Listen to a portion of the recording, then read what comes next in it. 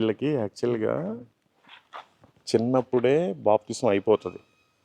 అయితే ఇక్కడికి ఎవరైతే పెద్దవాళ్ళు వస్తున్నారో ఓన్లీ క్యాథలిక్స్ వాళ్ళు ఏంటంటే మనం ఇక్కడ బాప్తిసం తీసుకోలేదు కదా అని ఇక్కడికి వచ్చి ఆ వాటర్ని అదే కోనేరులో వాటర్ని కొంచెం తీసుకొని ఇట్లా నెత్తి మీద చల్లుకొని ఇట్లా అనుకొని వెళ్తున్నారు. అంటే వాళ్ళ ఫీలింగ్ ఏంటంటే మేము ఇక్కడ కూడా బాప్తిసం పొందాము అన్న తృప్తి కోసం మాత్రం చేస్తున్నారు. ఓకే,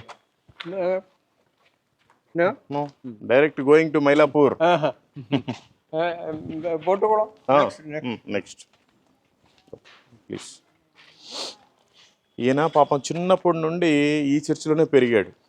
అందుకని ఆయనకి అన్ని ప్రమోషన్లు, security guard, guide, planner, supervisor. That already done. అదిగోండి మదర్ మేరీ గారిని చీరలో చూడవచ్చు.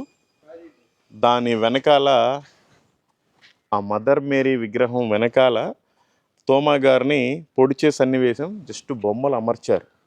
ఇదిగోండి ఇక్కడ తోమా గారి బాప్తిసం ఆ నీళ్లు చల్లేది ఎలా అయితే పెట్టారో సేమ్ అట్లాగే దానికి సాదృశ్యం అక్కడ బొమ్మలు పెట్టారు. అవేమి అంత ఇంపార్టెంట్ కాదు, నేను మీకు ఇంపార్టెంట్ అనేది చెప్తాను, మీ టైం కూడా ఎందుకు వేస్ట్. కాబట్టి రండి, మనం ఇప్పుడు తోమా గారు పడవేసుకొని వచ్చిన ప్రాంతానికి వెళ్దాం. ఆ సమయంలో వీళ్ళంతా బౌద్ధులు, జైనులు, హిందువులు అందరూ కలిసే ఉండేవాళ్ళు. ఆ సమయంలో కోనేరులో మునిగిన తర్వాత కూడా పూజ కోసం ఈ బావిలో నీళ్ళు వాడేవాళ్ళు. ఇప్పటికీ ఈ బావి ఉందండి, ఇప్పటికీ ఈ బావి ఇదిగోండి వాటర్ ఇప్పటికీ ఉన్నాయి.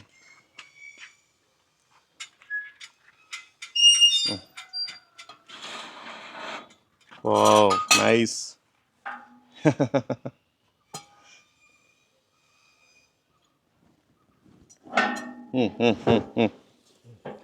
ఇదిగోండి ఇప్పటికీ ఆ నీళ్ళు ఉన్నాయి. అప్పట్లో పూజ కోసం ఈ వాటర్ని తీసుకునేవాళ్ళు. ఇప్పటికీ ఇక్కడికి వచ్చిన వాళ్ళు ఇవి చేదుకొని తాగుతూ ఉంటారు.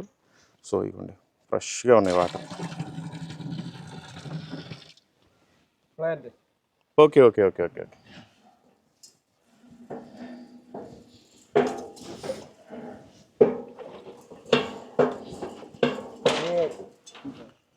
సో ఇదిగోండి వేస్ట్ ఎందుకులే అని వచ్చిన వాళ్ళంతా కొన్ని తాగి కొన్ని చెట్టుకు పోసి వెళ్తూ ఉంటారు.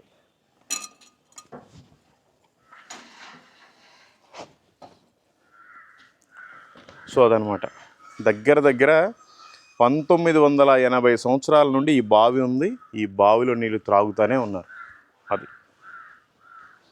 నాకు తెలిసి ఇండియాలో ఓల్డెస్ట్ బావి అనుకోవచ్చు ఇది.